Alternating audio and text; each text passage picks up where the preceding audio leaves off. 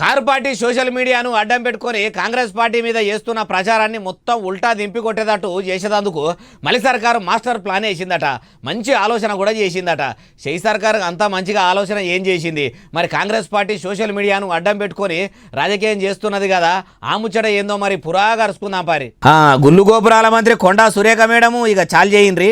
అట్లేం లేదండి, మేము ఆల్రెడీ సీఎం గారితో పెట్టాము. మనకు కూడా ఒక మంచి టీం పెట్టాలని చెప్పేసి ఆ టీంని యాక్టివ్ చేయాలని చెప్పాము. వాళ్ళు వేసే ప్రతిదానికి కూడా తిప్పికొట్టేటువంటి కార్యక్రమాన్ని కాంగ్రెస్ పార్టీ కూడా చేయాలని మేమందరం కూడా సూచించడం జరిగింది. దాని మీద వాళ్ళు స్పందించారు.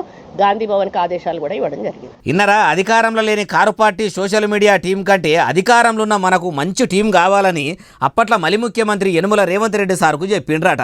ఉత్తుత్త వట్టిపచ్చి టీం కాదు, వాళ్ళు సై అంటే మనం నయ్యి అన్నట్టు పనిచేసే టీంనే తీసుకున్నారట.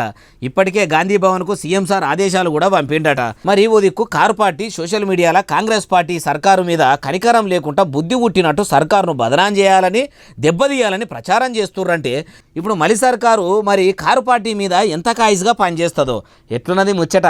వాళ్ళ మీద వీళ్ళు, వీళ్ళ మీద వాళ్ళు ఎత్తి 7 దోషుల మన్ను పోసుకునుడు ఉన్నది తప్పితే ఎవ్వరు కూడా సామాన్య జనం గురించి మాట్లాడింది లేదు. ఈ సోషల్ మీడియా టీములు నడిచేందుకు కోట్లకు కోట్లు అట్లా ఖర్చు. ఆ చిల్లెర మల్లెర సోషల్ మీడియా టీములు నడిచేందుకు అయ్యే ఖర్చుల ఎన్నో కొన్ని పేద ప్రజలకు ఇచ్చినా పుణ్యం ఉంటుంది కానీ 10 రూపాయల మందం పబ్లిసిటీకి ఖర్చు పెట్టి పావులంతో సాయం చేసుడు రాజకీయం లీడర్లకు రాజకీయంతో పెట్టిన విద్యనాయ అంటుర్రు ఈ ముచ్చటి ఇన్నోళ్ళు.